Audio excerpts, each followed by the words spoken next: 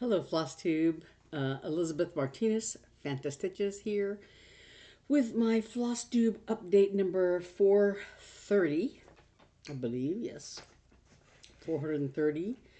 Today is Saturday, April 4th, uh, 2026, the day before Easter. So happy Easter, everybody. Uh, yeah. The I just want to say that next week I'll be doing my update as usual, and the next week, if I do one, I'll do it on Friday instead of Saturday, the 18th. Because on that Saturday, on the 18th, my younger sister, and I are driving out to Albuquerque for my cousin Judy's memorial. As you may recall, my cousin Judy passed away a few weeks ago. I guess it was now. I don't have the date written down, but um, there was some delay in her memorial service because of family things and because the coroner still had her body and stuff. I don't know if he still does or not because it was an unattended death. She died overnight. Um, but so But anyway, so we made arrangements to do the memorial service at her church in Albuquerque on the 20th. So we'll be driving out on the 18th and driving back probably that Wednesday. Uh, so I, if I do an update that weekend, it'll be on Friday instead of the 18th. Um, but anyway, so yeah, 2 weeks from now, I'll be out of town for a bit. Um, and Yeah, I think that's it.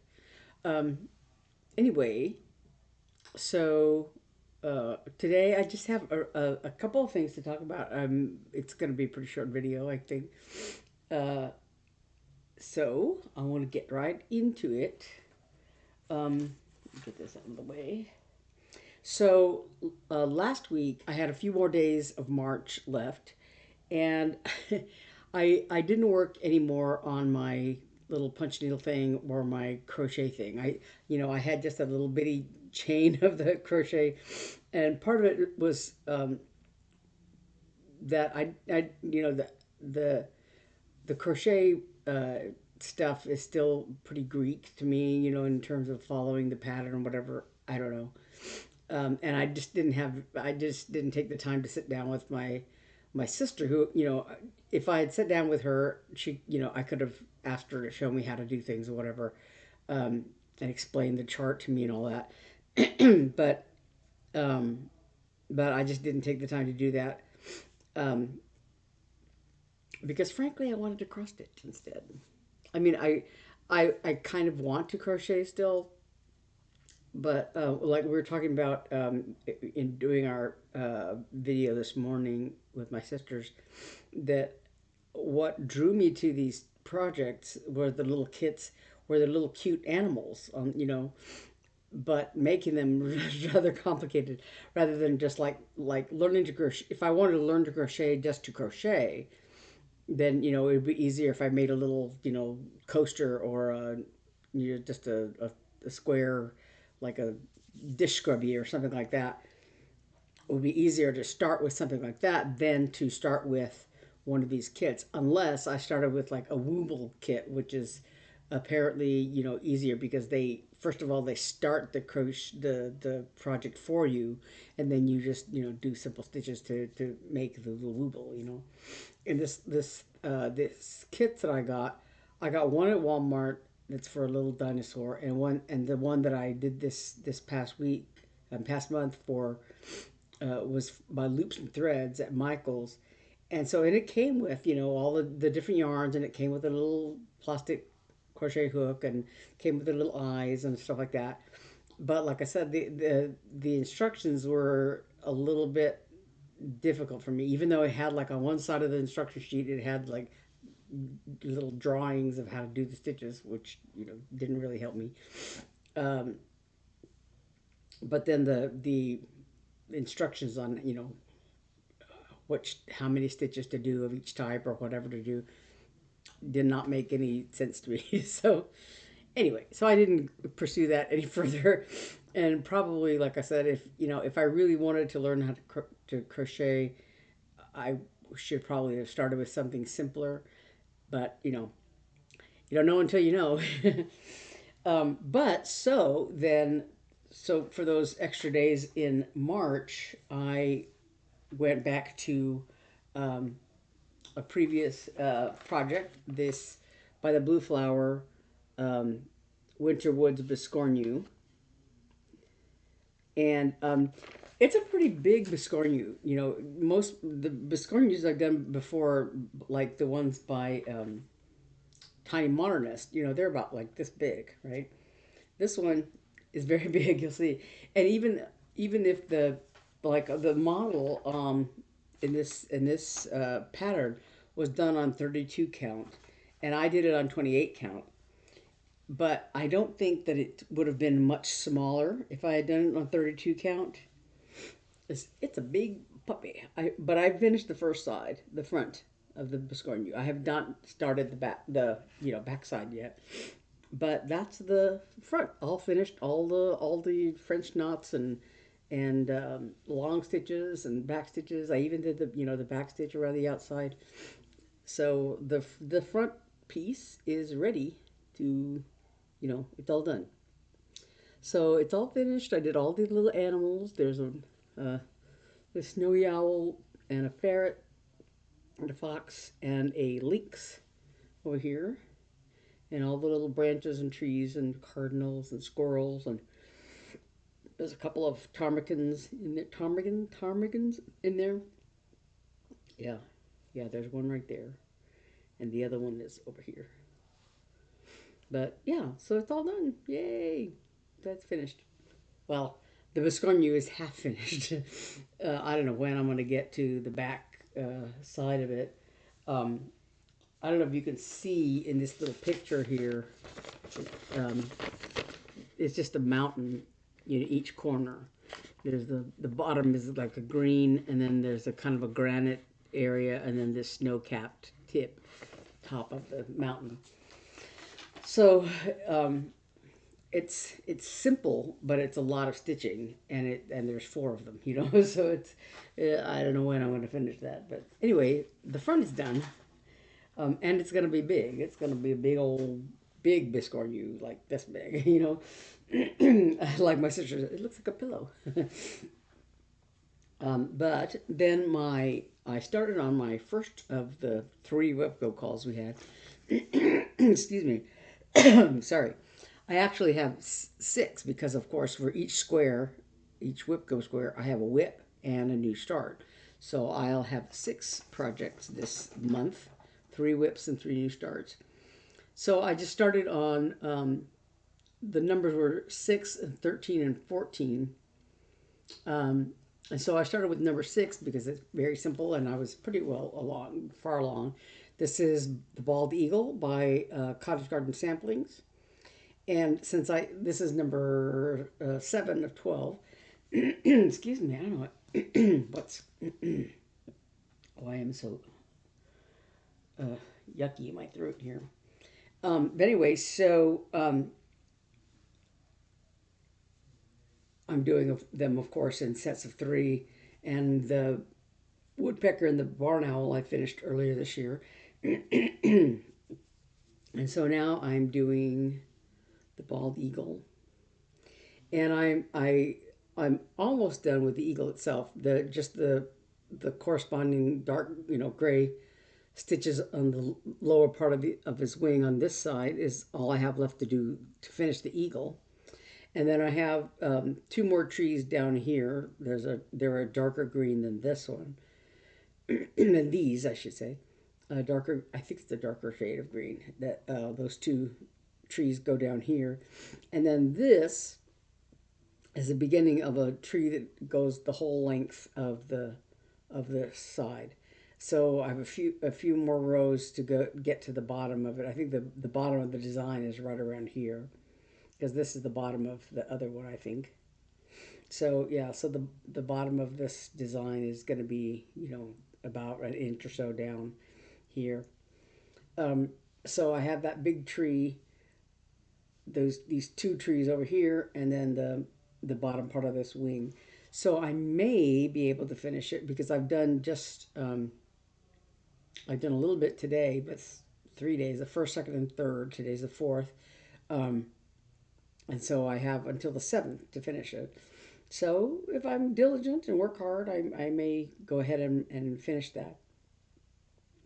Um, so yeah, there's uh, this is Wheat Starworks hazelnut, and then the darkest brown up here is molasses, and so those two colors make up most of the tree. And then there's this green and the darker green. There's a little bit of greenery up to, I don't know, about here or so. It's not a whole lot. There's just, uh, but but there's a lot more of this these two brown hazelnut and molasses colors here, and it's a big tree. It's just a big tree. Um, yeah, you'll see it here on this side. So yeah, so I have these two trees and the rest of this big tree here, and the lower part of the wing to finish. So hopefully I'll finish it in the next few years, and then I have all my other projects to do. And when we're going out of town, I don't know if I'm going to take any stitching with me, because just with the circumstances and all that, I don't know that I'll be able to do any stitching while I'm gone. I may or may not, take something with me. I don't know. I'm not the kind that some people could stitch in the car very easily. I really can't. And and I don't know what the lighting is going to be like. We're going to be probably staying with my aunt, and I don't know. I'm used to it's easier for me to stitch with really bright light, and I don't know. Like I said, I don't know what the lighting is going to be like. Where I am or whatever. And also, I don't want to be holed up by myself. We would be doing, a few social things with family and stuff. My brother is going to be there, I think, and my aunt and several cousins and stuff like that, probably. So, um, yeah. So I don't know what's going to be going on.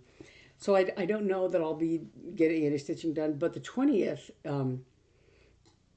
when the service is going to be, was my father's birthday. And traditionally, I've tried to stitch on this. This is by Little Robin Designs. This is called "To My Dear Father," and it's like just an old-fashioned house scene or whatever. This is in French, but it's "To My Dear Father," and I like this. I like the idea of it and the design. And I don't know what the 1846 on the bottom here signifies. It doesn't say in the design, and it doesn't say on our website, as far as I can tell. It doesn't say anything about about the design or where it came from, if it's a reproduction or not, and what the significance of the date is. I don't know anything about that, but I like the design. I've only done a little bit of it, and I haven't worked on it since, I think, a year ago. Um, but so I may do it maybe before we leave, on it. So I just have like the part of the roof line, and on that. This is looks like 32 count uh, linen. It's probably like Carolina linen or something like that from Michael's or someplace. Anyway, so that is just the like I said, the roof line and part of the outlines of the house there. So, but I'm hoping to do that at some point in the month of April for my dad. Um, Otherwise, that is about it. The other things in April for my calls are I've talked about the two Stacy Nash things, the Call of the Sea whale, and one of her animal crackers, the Blizzard animal cracker. And then two new starts, the Iris by the Blue Flower, which is a night garden design, and Under the Full Moon by the Stitch Crypt. Um, and I don't know if I'm gonna dye fabric for that, or if the the fabric I have that's a darker color that would be appropriate color wise. I think may or may not be big enough. I have to double check all that stuff, but that's further down the road. Um, Otherwise, I think that's about it. Oddly enough, that's about all I have to share because I've just been stitching away on the bald eagle so far and have not really done anything else except for the end of last month when I did the Winter Woods Biscornu. So I don't know, maybe I'll try to squeeze in this To My Dear Father this week. Maybe not. I don't know. But yeah, I think that's all I have to, you know, going on right now. Um, a further development in our little bathroom saga. I think I've mentioned before that um, uh, our bathroom's kind of torn apart a little bit. You know, the sink is taken out, the sink and vanity are taken out, and the bottom part of my sister's closet was taken out, and because we had a leak going on, like from, I guess it was from the part of the toilet or something. But the toilet itself wasn't broken or anything like that. It was just had been leaking off from one of the pipes or something apparently, and it, had like affected the part of the vanity, and had kind of like seeped along the wall, and gotten, Eve's closet is on the other side of the bathroom, and so it had gotten wet under there and all that.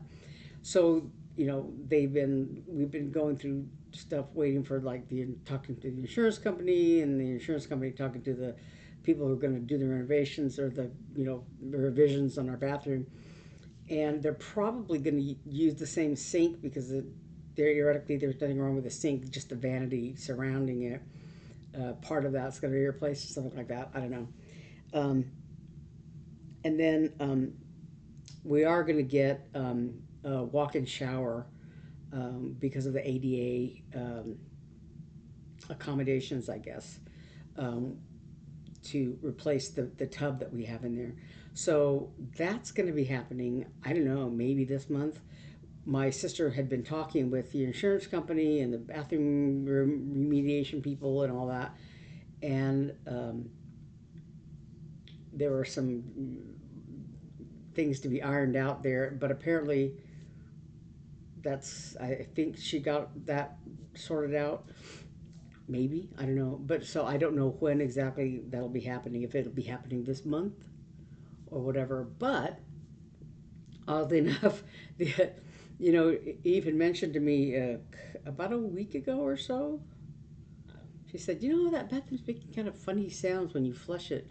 I thought, I don't know what she's talking about, but then I stopped and listened to it, and the little tank filler thing was making some weird sound, and so we were, she went to look at it just to see that it was functioning all right, because it seemed like it was filling up right. It just makes noise, and so the little pump thingy like squeals. Well, it doesn't fill the tank just all at once, but it kind of like you hear it go ee, ee, ee, it sounds like a mouse, a cat, or something, a squealing sound. And so like when you flush it, it doesn't make any noise at first, and then it goes like shh, shh, shh, shh, shh, shh, like as it starts to fill up, and then it squeals, until until the tank is full, and it's like something in the pump. You can see it, like, you hear it squealing every time like water comes out of the top of the pump or something. I don't know what's going on with it. So that's something we're gonna have to be replacing. Fortunately, um, Eve knows how to do all that. Put the pump, the pump mechanism in there and all that. We're just going to have some time when my nephew can help her do all that. Um, but that's not something like with your insurance company. That's something we're going to have to do. But fortunately, it's not an expensive fix. But oddly enough, when we were in our previous house in Awatuki, um, one of the toilets there had some kind of problem with it. We had to replace the little pump mechanism in that one too. Just like, you know. And what was funny was that this past Tuesday, when we were, this squealing thing started happening just, like I said, about a week ago or so. And on Tuesday, when I was at rehearsal, in the rehearsal room that the orchestra meets in, there's some xylophones and stuff that are part of the their music program, whatever, that are usually in that room. And so when we have rehearsal, they wheel them out to this other little storage area, and then we rehearse. And then the end of rehearsal, when we're putting away chairs and stands and stuff, somebody brings those xylophones back into the room. Well, one of them has a squeaky, wheels, when you roll it, and it was sounding exactly like our toilet, when they reel it in. And I told my sisters, I'm getting PTSD from that squealy sound. It makes me think of the bathroom. Um, but anyway, so that's my life: this squealy toilet and the screaming toilet and the other stuff here. But it's been really nice. Weather-wise, very pleasant out here in Arizona. Except today, I just a few minutes ago, I looked at my phone and it was like 100 degrees outside. So, yeah, that's pretty hot. It's not as hot as it gets, as it's liable to get here come July and August, but it's pretty hot for April. 100 degrees for April. Anyway, I blathered on long enough. So I will see you next week. 2 weeks from now, I'm not sure yet, but next week for sure I'll see you, and we'll see what because I will have finished my 7 days in the bald eagle, and I will have moved on to something else, and we'll see where I am next week. So until then, I think is there anything else I was going to mention? I don't think so. No. Yeah. So until then, I'll see you then, and thanks for watching. Bye.